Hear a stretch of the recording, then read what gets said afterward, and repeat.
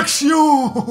Oh oh oh! Joyeux Noël mes petits loulous! Vous avez été sages? Bien! Pour fêter ça, je vous ai prévu un petit épisode spécial Noël en compagnie des deux youtubeurs les plus populaires du moment, McFly et Carlito! Ah bah non en fait. Ah bah non. Non mais vu qu'ils sont dans une vidéo sur deux qui sort en ce moment sur YouTube, je me suis dit, si ça se trouve ils vont peut-être débarquer dans la mienne. Non, toujours pas, tant pis. Par contre, le film du jour, c'est Ghost Rider 2, l'esprit de vengeance. Et ça, c'est pas un troll. Malheureusement.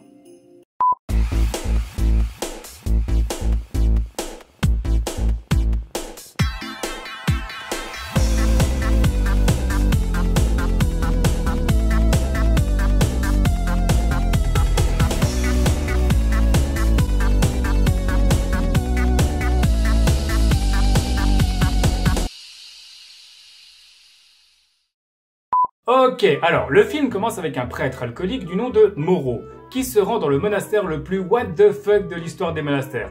Il y a des gardes armés jusqu'aux dents, des caméras partout, des ordinateurs top secrets, etc. Mais c'est juste pour faire beau, parce que ça sert à rien. À la première attaque, ils se prennent le fire et tout le monde meurt. Bien! Cette attaque avait pour but de capturer un petit garçon, Danny, qui parvient à s'enfuir avec sa mère grâce à l'intervention de Moreau, qui, malheureusement dans le feu de l'action, subira un accident de la route et fera une chute mortelle d'une falaise de plusieurs dizaines de mètres de haut. Repose en paix, Moreau. Tu aurais pu être un personnage intéressant. On passe ensuite à Johnny Blaze, le héros, qui nous fait un petit résumé de son histoire et de la malédiction du Ghost Rider. En présence du mal, je me transforme en monstre et je m'abats sur les scélérats. Plaît-il? C'est quoi ce langage? La moto, c'était mon gagne-pain. Jamais il regarde de film, ce pauvre garçon. C'est pas fichu d'avance, ce genre de plan. J'ai jamais eu énormément de jugeotes sur les scélérats. Sérieux? Le Ghost Rider parle comme ça. Le Ghost Rider, l'esprit démoniaque qui prend possession du corps d'un motard vagabond qui s'appelle Johnny Blaze, parle comme Brigitte Macron. Non, c'est pas possible, il a dû se tromper de corps pendant le résumé. Et voilà qui conclut notre explication sur la théorie du monomythe. Oh! Sacrebleu! Thérèse! J'ai l'impression que le chevaucheur fantôme est en train de prendre possession de mon enveloppe corporelle. Oh, comme c'est grisant! Ne m'attendez point pour souper, très cher. Je m'en vais corriger quelques margoulins. Oh, hé, Thérèse! Oui? Je vous encule. Le résumé se termine en expliquant que le Ghost Rider devenait incontrôlable et se mettait à tuer n'importe qui pour n'importe quelle raison. Du coup, puisque Johnny ne pouvait plus l'empêcher d'exterminer des gens pour la moindre petite infraction, il a décidé de partir s'isoler en Roumanie. Parce que tuer des gens, c'est mal, mais si c'est des Roumains, ça va. Alors qu'il se cache, Johnny reçoit la visite de... Y'a quelqu'un? Je ne dérange pas, j'espère. Moreau? Ben, je croyais qu'il était mort.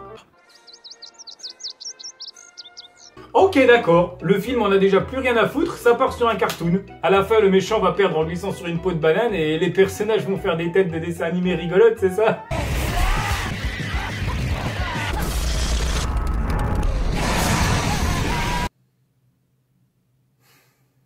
Et nous enterrons ici les espoirs de Blue Blue, et le bon goût, et la réussite du film, et la carrière de plusieurs acteurs, et la crédibilité du scénariste, et il reste de la place dans la tombe pour mettre la terre?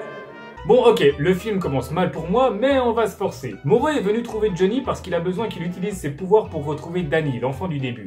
En effet, il se trouve que malgré son prénom qui dit « raquettez-moi », Danny est le fils du diable et que celui-ci est à sa recherche pour prendre possession de son corps, ce qui lui permettrait d'utiliser ses pouvoirs démoniaques à pleine capacité. Moreau propose donc un marché à Johnny. Il ramène l'enfant pour l'éloigner du diable et en échange, le prêtre le présente à son groupe de copains moines pour qu'il l'exorcise et le libère de la malédiction du Ghost Rider. Ensuite, on retrouve ce fameux Danny et sa mère, Nadia, qui sont toujours en fuite et se font rattraper par Carrigan, un des méchants du début.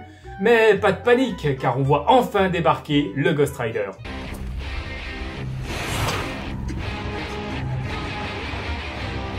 Sors les lance-patates! C'est bon, patron, je l'ai. La voilà. Le lance-patate. Ah merde. J'avais compris la lance-patate. Je me disais, ça servira à rien, ça. Bon, le squelette de feu a fait pas mal de dégâts, mais les méchants ont tout de même réussi à s'enfuir avec le gamin. Johnny se remet donc à sa recherche, cette fois-ci en compagnie de sa mère, et ils interrogent un des hommes de main de Carrigan pour retrouver ce dernier en lui mettant un bon gros coup de pression des familles. Et là, ton unique rempart contre le Reiter, c'est moi. Il gratte à la porte. Il gratte à la porte. Il gratte à la porte. Il gratte. Grâce à ces informations, il retrouve les méchants dans une carrière de pierre. Il se tape dessus, le Ghost Rider fait l'hélicobite inversé. Mais au final, il parvient à gagner le combat en transformant une putain d'énorme pelleteuse excavatrice en putain d'énorme pelleteuse excavatrice de feu. Ce qui change rien en fait, parce que si t'arrives pas à tuer quelqu'un avec juste une pelleteuse de 14 877 tonnes, c'est que t'es incroyablement mauvais. Donc c'est pas en rajoutant du feu que ça va changer quelque chose. Enfin, les héros sauvent Danny, puis repartent en direction du monastère. Le diable rejoint Carrigan et pour l'aider lui donne un super pouvoir, celui de la putréfaction, lui permettant de désintégrer tout ce qu'il touche, que ce soit un corps humain, du bois, de l'acier et même sa propre nourriture. Ce qui doit être assez chiant à vivre à la longue. Oh non! Et tout de suite, un nouvel épisode des Ch'tis versus les Marseillais. Ah non, non merci, pas cette émission de merde, non. Ah non, ah non, ah non, ah non, non, non, non, non! Oh non!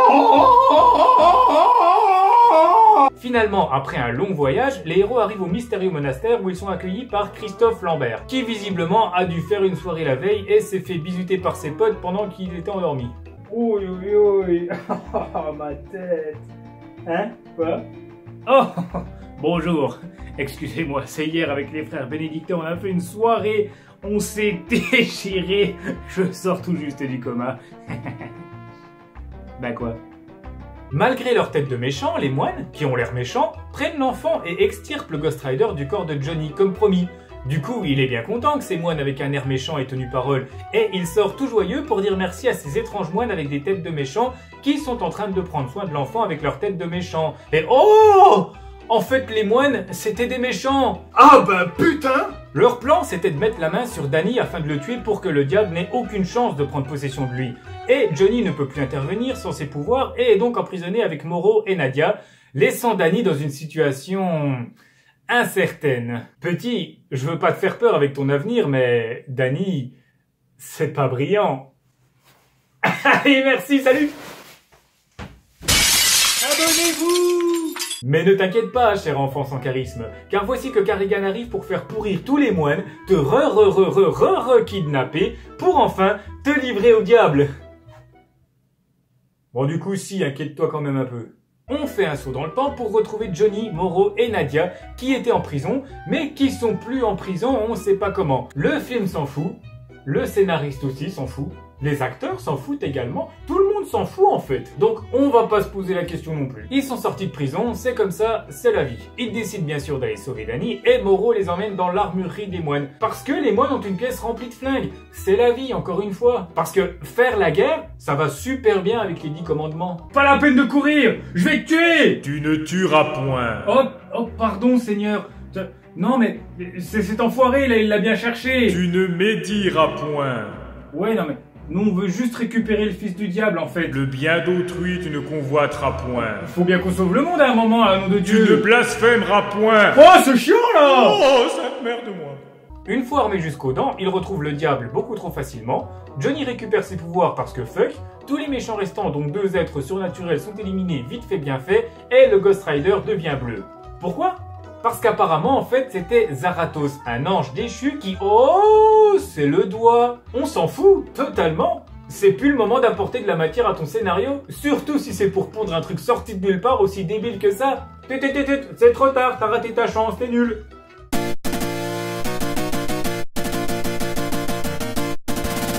Les personnages sont... navrants. Tous. Le seul à peu près convaincant, c'est celui qui n'est pas joué par un vrai acteur.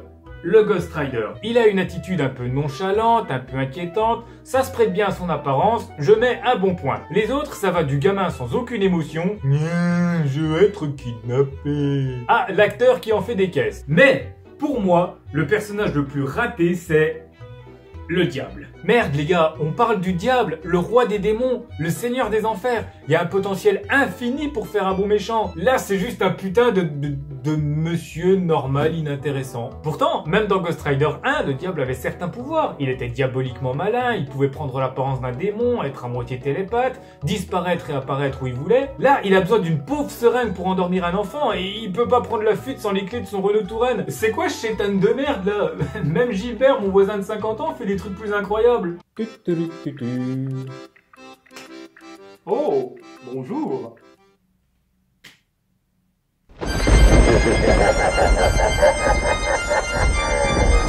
Et bordel, dans ce film, il n'y a pas une seule réplique de crédible. Est-ce que vous savez ce que c'est un one-liner? Oui, vous savez ce que c'est. Vous savez juste pas que vous savez ce que c'est.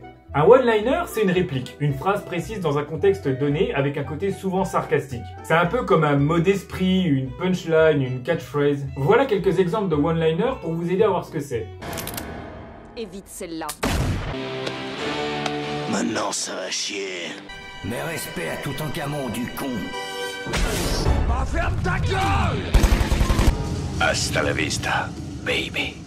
Le one-liner, c'est donc un procédé souvent utilisé dans les films d'action pour affirmer la supériorité d'un personnage sur un autre ou pour donner à une scène un côté mémorable. Sauf que, dans Ghost Rider 2, ils ont cru qu'il suffisait de mettre un one-liner pour rendre une scène cool. Ah, alors que non! Ce film essaye à chaque fois de placer une réplique stylée, mais c'est toujours de la merde, et ça fait pitié de voir qu'il en est réduit à ça et que même ça, de toute façon, il n'y arrive pas.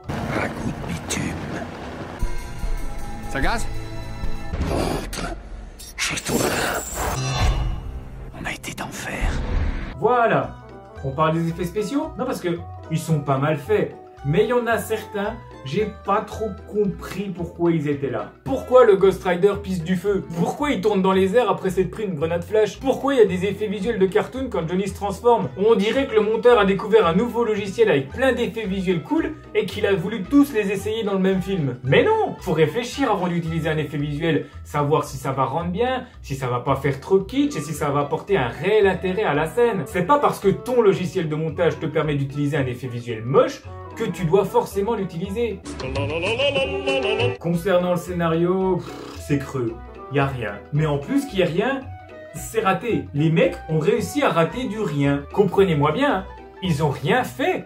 Mais ils ont réussi à mal le faire. On en est à ce niveau-là de nullité. Et puis, au milieu de l'histoire, quand Johnny retrouve Danny, le film essaye de forcer comme un bourrin pour nous faire gober une complicité sortie de nulle part entre le héros et le gamin. Alors ouais, c'est important de créer des relations entre les personnages, mais ça sert à rien si vos personnages sont pas indépendamment développés au préalable. Là, on essaye de nous vendre un lien paternel entre deux personnages qu'on connaît pas. Et ça, c'est mes couilles, ça, c'est moi, et ça, c'est moi qui m'en bats les couilles.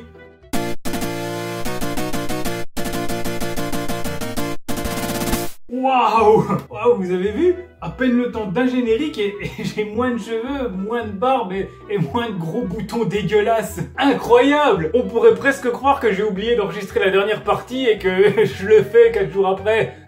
Mais non! C'est uniquement grâce à la magie de Noël. C'est dingue. Ah oui, le film donc.